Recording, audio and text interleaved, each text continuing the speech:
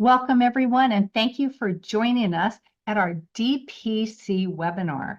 We are joined today by business coach Anessa Billings for a presentation highlighting current trends in human resources. My name is Dara Lee Barbera, and I'm a principal here at DPC. DPC stands for Diversified Professional Coaching. We are a collective of 55 professional business coaches. We provide coaching for all types of businesses, for business owners and business leaders at all levels. Our DPC coaches have centuries of leadership experience, and Anessa is one of our coaches whose experience contributes to that over 1,000 years of experience. So folks, we're in for a great session today. Anessa is recognized as a subject matter expert in human resources and navigating that complex workplace landscape. Her detailed bio is on our website, so look for her at divprocoach.com. Well, Anessa, thank you so much for being here with us today, and the microphone is all yours. Perfect. Thank you so much for having me. And I'm super excited to talk with everyone today about something that I think is on top of everyone's minds, right? How has the world changed and what do we need to be preparing people for in the world of business as it pertains to the most important business capital in business, which is the people. And for whatever reason, okay, here it goes. All right. So in November, I gave a presentation, and these were my topics. And so while these things will still be a function behind all of the things that we're talking about, so the rapid pace of technology, the changing workforce, these will really be the basis of what I call the immutable challenges that all HR leaders are dealing with. But with the last 100 days, there's been a real shift in terms of what we need to talk about. So now, through that same lens and how this impacts employees within business, we're going to talk about how executive orders tied to immigration, some of the economic uncertainty, how leadership, return to work. And so these are all kind of the buzzwords, but they all pertain to how we recruit, train, upskill, and really run our businesses effectively. So I'm not sure how many people on this call feel kind of like this right now. It's been a bit of whiplash. And if you've gone to any of my other presentations, you've probably seen I'm a really big fan of Market Tunist. And so I tend to utilize a lot of his slides, and you'll see those within this presentation. But this is really what a lot of our coachees and business leaders and HR people are talking about right now. Is there's so much uncertainty, and when you're really looking at building a forecast for who you're going to hire, how you're going to fill those skill gaps, how you are going to keep wages affordable and really bring operational costs down. When you've got the last 100 days, I think there were 142 plus executive orders. And while those orders don't really change the law, they do change the landscape with which you have to make some of these decisions. So with that, I'm going to jump straight in to DEI. And this is obviously one of the most talked about things since it was one of the first executive orders that came out. And initially, it was really around what was happening within the federal government. And very shortly thereafter, it really pivoted, and the agencies within the federal government were given 120 days to identify the worst offenders of their HR policies as it pertains to diversity, equity, and inclusion. And so what organizations have had to do very quickly and pivot on is to figure out how they're going to navigate this new landscape, right? So are they going to pivot? Are they going to rebrand? Or are they going to double down? And we've seen a little bit of that. And I've given three, probably most notable examples. And whether employers have wanted to be on the forefront of this conversation or not, they are. And so why does this matter from an HR perspective? Well, one, it is going to create a disconnect. So if you look at the macro level of how the workforce is changing, it is an older population with newer, younger employees, so the millennials and Gen Z, who tend to be more focused on what the organization is doing as it pertains to a lot of these social issues. You also are going to see in some of the other instances how you fill some of those skill gaps are directly tied to where employees come from. The other thing that's gotten a little bit more that has put employers in a bit of a crosshair is, really, this is who we say we are, this is who our customers are. And the studies show, I mean, the facts have not changed, that more diverse organizations they have higher profits, as well as they are seen as being more innovative because you get a wide cross section of ideas and theories, and usually the best ones will win. And so the other little known fact is that a lot of, for any publicly traded organizations, diversity is a pillar of what they evaluate in terms of your succession planning. So will you be able to transition and have employees that match the customer base? And that is regardless of where you stand. So many companies are needing to decide, you're like Target, and they immediately came out and said, hey, for legal reasons, we are getting rid of it. And they have really suffered some customer backlash and seen financial implications. Harvard then said, nope, I will not. And as the purse strings, so a lot of that presidential power and the conflict between presidential power and all of your compliance obligations, plus who your employees want you to be, all of that came converging. And eventually they have softened, or what I would like to call rebirth. And so you've seen lots of organizations do it. They haven't taken down their diversity, equity, inclusion pages, but they really don't talk about diversity. They talk more about the inclusion component.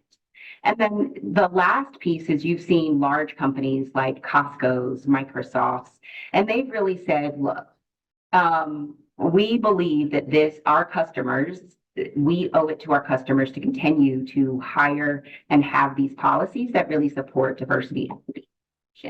And so you're seeing all of that come out. And the closer we get to that 120-day mark, which we're really close to, I think the more you're going to start to see people in these camps. And if I had to be a guessing person, you're going to see a lot of quiet, soft movement of the rebranding, but not necessarily moving away from the traditional philosophy of wanting to create a diverse and inclusive population.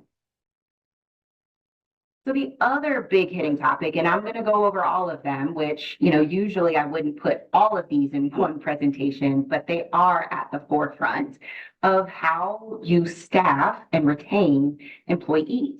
And so, many people don't realize that immigration is a huge component of how skilled jobs or even low-paying jobs are filled. If you also then look at the larger, you have a shrinking working population, you have more women entering the workforce, you have more of a gig economy, and you've got the increase and proliferation of technology and AI. And so this has created the perfect storm, right, of a shrinking population of people to fill really important roles. So if you look at industries like fintech, biotechnology, science, biotech or science, even, technology jobs. So of course, a lot of the computer chips, when this first started coming out, there's just all of these things where they say, look, a lot of people are coming in on H-1B visas, which really are targeting people with a high skill set that employers don't feel that they can get in the current environment. And so you also can look at other industries like automobile, agriculture, construction, those industries. So while immigration is about 20%, if you look across all industries, if you start looking at other industries like hospitality, construction, you're going to get more into that 30 to 40% of your workforce has really been filled through those immigration policies. So, how employers are thinking about how do we look at the skills that we have today, the gaps that we need to fill for tomorrow, and what is the best method to do it. They're really starting to think about their recruitment and retention policies from an optionality perspective. How am I going to do this? And that segues into some of the other conversations. So I'll save a little bit of that. Tariffs. Again, I told you I'm a fan of Marketунist, and I'm also going to hit all of the fun topics today. So tariffs, right? You're probably thinking, what do tariffs? Okay, I get it, Anessa. I can see why you would talk about immigration. I could see why you would talk about diversity, equity, inclusion, but what could you possibly have to talk about from an HR perspective related to tariffs? So if you survey most of the CHROs, so Chief Human Resource Officers, one of the biggest concerns that they have right now is being able to prepare the organization for all of their people needs with maintaining the wage inflation and keeping that down, but also optimizing and reducing costs. Well, these two things are in direct opposition when you have tariffs. Tariffs introduce a level of economic uncertainty. And that economic uncertainty, when that starts to happen, you see several levers that end up being discussed. So one, job impact, that's the obvious one, right? So when budgets get tight, people tend to look at what are the people costs and can we do that cheaper? So that's where you get into offshoring. That's where you get into layoffs. That's where you bring in less expensive workforce and you try and augment through technology. So you start, but typically where that happens is you start to look at what you're going to do from a recruitment, retention, skilling, how you can maintain those costs and still be competitive. The other area where this really starts to come into play is when you start talking about compensation packages. So, we are coming off of a big boom where for the first time in many years, there was a lot more power given to job seekers as opposed to employees. And so what you saw was a real run on price inflation. So if you think about it, the older generation typically would build really long-standing careers at places, and they would get their standard inflation rates for your wage increases. Well, now, as we've been moving to a younger population who happens to be more mobile, though each time that those jobs happen, it causes increased pressure, right? And so some of what's happening in order to, say, hey, I don't know if my operational expenses are going to be more expensive, how is that going to impact your compensation packages that you're offering, your bonuses, your starting wages, what you're contributing for your benefits or your retirement? So, and all of that leads to the final point, which is then retention. Because if employers are thinking about those same two levers, think about the employees that are in that. You have started to see all sorts of layoffs, and we're going to talk about that in a second. But that level of uncertainty and the fact that that is typically the arm that happens, it tends to have a direct impact on how you recruit and retain talent, because they are also, it's really becomes important for leaders to really help employees get comfortable with that level of uncertainty and the things that they can't do. And so one of the conversations that I've been having with leaders is you can't make false promises here. You really need to be fully disclosed that we are in, here are the facts of where we are. And there are lots of levers, but we do understand that you're important, but don't make promises that you're not going to be able to keep, because right now you have to explore many of those options. So now we're going into layoff and deregulation. So I've already led to we've gone through several things that could be creating heightened awareness and insecurity. And to further, go a step further, if you look at from January through May of 2025, there have been about 275,000 federal workers who were laid off. You couple that with, you've also seen major layoffs in almost all industries, but particularly within tech. And that's been about 500,000 people in job loss. Okay. And so that, with any complication, there is also opportunity. So part of this is a good news, part of it is a bad news story. Let's look at the statistics around federal workers and the private workers that are tending to let people go. So federal workers tend to be highly educated. They are typically middle aged. They have a lot of management experience. And if you look at the younger generation, they're really not wanting to be in some of those management positions. And so you've got this gap that you need to fill. But you're now, if you position yourself in order to recruit those people, you have some high quality, long standing employees that fill some of those highly sought after skills that you're missing that you can fill. So we're really saying, take a look at the skills that you have, the gaps that you have, and look at the influx of talent that's coming in. The same is true with technology. One of the last slides we're going to talk about, and you'll notice, the first time I did this presentation, I talked about it first.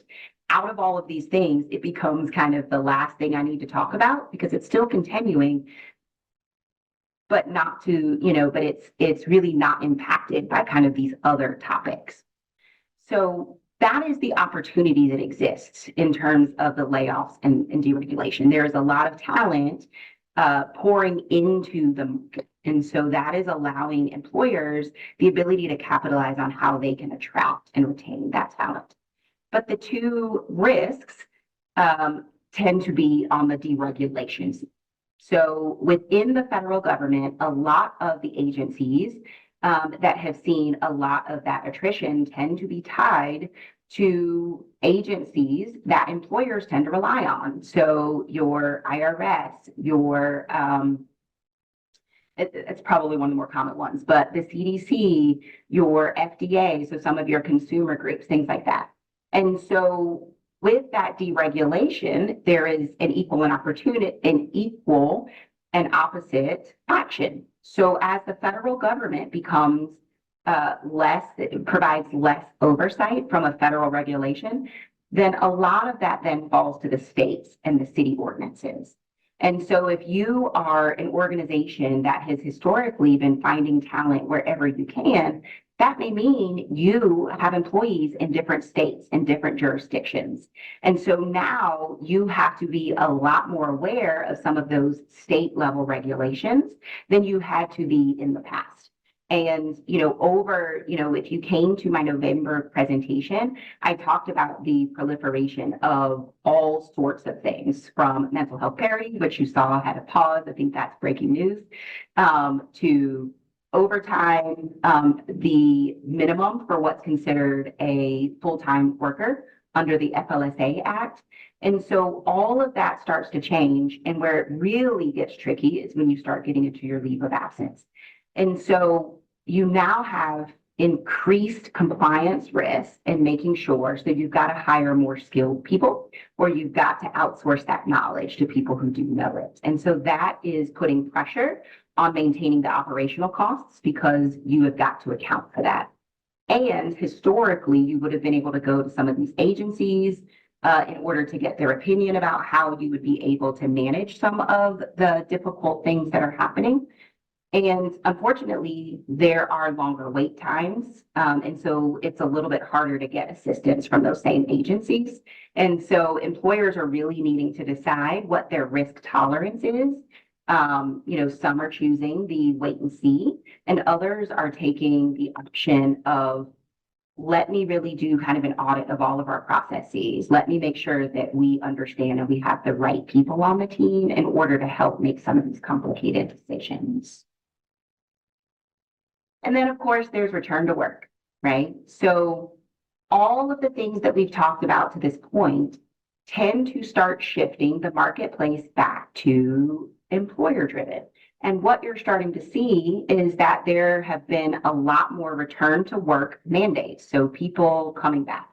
And regardless of where you land on the spectrum in terms of whether or not you believe that most of the proponents of working in the office are collaboration. It is about office culture. And those tend to be, it is, productivity. There are questions around that. And the proponents or most of the employees tend to want the flexibility. And so there's been a push pull that we're starting to see.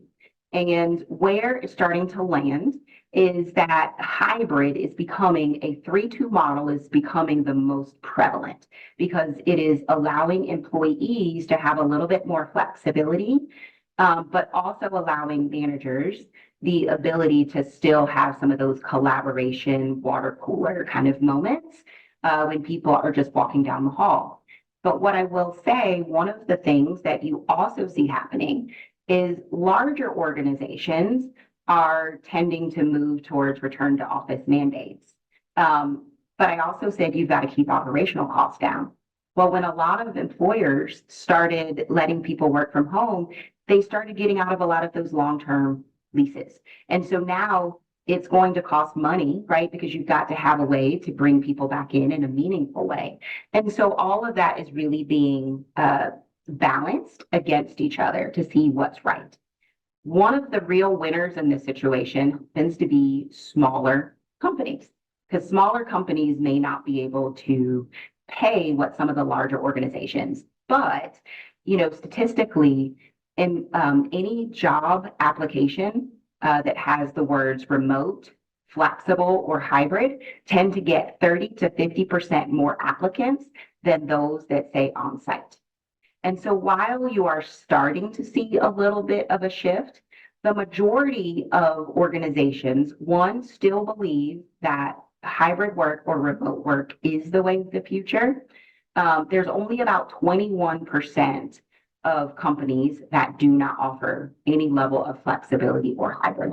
So, the lion's share is still remaining in the flexibility state. And the real winners from a recruitment and retention perspective, where you have an opportunity if you're a smaller organization, is really being able to give people that flexibility. Studies show that people view, that they would choose flexibility over a pay raise, which is really interesting when you start to think about it. You can't believe, but I'm doing a presentation. Okay. So, all right. I promised you I would get to technology, and I have moved it down to this one kind of, well, there's actually 2 slides, but there has been this evolution. And so I mentioned that I've talked about this in the presentation before.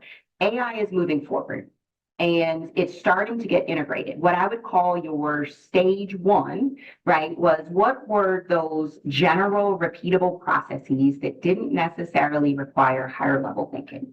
We're now moving into the second phase of AI, which is really moving beyond a general automation and really looking at how it can do reasoning and understand context. So you can feed in certain fundamental pieces and it can give you back a structured argument. And, there's a wide variety of this technology that we use both in our work life and our personal life. And you've probably seen a huge shift. So what that means, right, in this age of technology, organizations are still pushing forward. They've already started. And we've talked about the fact that, the cost of labor. And if you look at a lot of the immigration policies or the tariff policies, people are trying to determine, are they going to need to bring, so in instances where they've offshored people, can I continue to move down that path, or do I really need to look at continuing moving down, augmenting humans with technology? And so what you're finding right now is they are still pushing full steam ahead. The challenge with that is employees are overwhelmed between their personal life and the number of apps that they have. I mean, I have probably 5 different forms of electronic payment.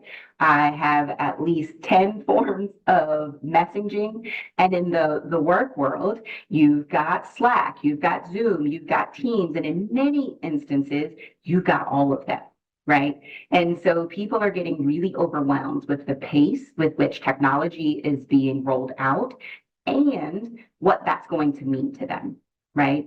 The other really interesting thing about technology is it's really expensive to implement. And unfortunately, we're not seeing the real gains yet of this technology because most of these programs are not thought about from an overarching strategic level. They're usually done in silos for very specific purposes. And so there's a lot of dollars going out. And so one of the things that's really important for, us as coaches to help our coachees understand is being really thoughtful about their vision and how they want to use technology so that they can actually communicate it effectively. They can put plans in place to really augment humans more effectively, and then also help employees upskill to get to the level of where they need to. So I'm not going to drain everything on this slide, but as you can see, these are kind of the topics. And as promised, it's still talking about skills gaps. It's still talking about upskilling, maintaining wage inflation. It's just a new lens with which you have to develop a couple of different options on the best action to take. So that leads me to getting towards the end of this. And so leadership is super important, right? Being able in times of uncertainty to help people feel calm is really about creating an environment where you are being really clear, your words and your actions align, so you're building trust, and you are teaching employees to be more resilient as they navigate this change. Okay. And we specifically have coaches that are getting classes in this and they can help you navigate this. So it's a really exciting time. But my final tips, because I gave you lots and lots of information about what we're talking about. And I, gave you a little bit about, some of those conversations. The most important things that you can do right now is slow down. Think about what it is that your organization does well. In times of uncertainty, it doesn't necessarily mean you need to go do the newest thing. Figure out what you're really good at. Think about what skills employees have.